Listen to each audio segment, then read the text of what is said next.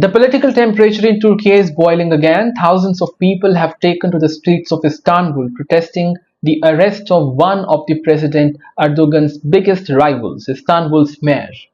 For those unfamiliar, Istanbul's mayor is not just a politician, he's been seen as the face of Turkey's opposition, someone who managed to defeat Erdogan's ruling party in Istanbul's mayor elections back in 2019.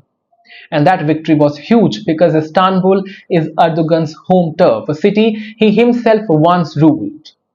But last week, Turkish authorities arrested Imamoglu on the charges of corruption and abuse of powers, accusation his supporters says are completely politically motivated.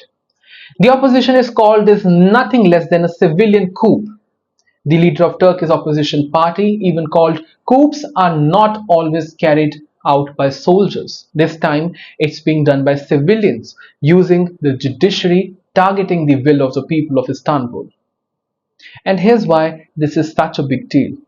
You see, Istanbul's mayor is widely seen as a potential future president, someone who could seriously challenge Erdogan's in next elections of the country. His popularity goes beyond Istanbul. He represents a fresh, modern face in Turkish politics in stark contrast to Erdogan's increasing authoritarian style. So naturally, his arrest has triggered anger not just in Istanbul but across Turkey.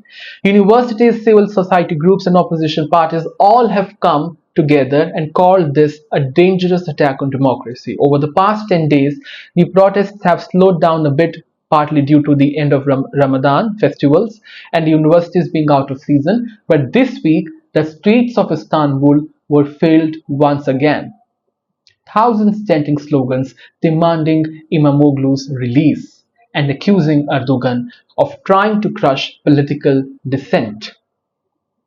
Well, political analysts say that the opposition is now facing two big challenges. One, sustaining these protests in the coming week, and two, turning this public anger into a broader political movement that could challenge Erdogan in the upcoming elections, in the next elections. Well, for now, Erdogan doesn't seem to be backing down. His government has defended the arrest, saying no one is above the law, no one. But the protests show one thing very clearly: Turkey's political fight is far from over, and the battle for Istanbul may just end up shaking the future of Turkish democracy itself.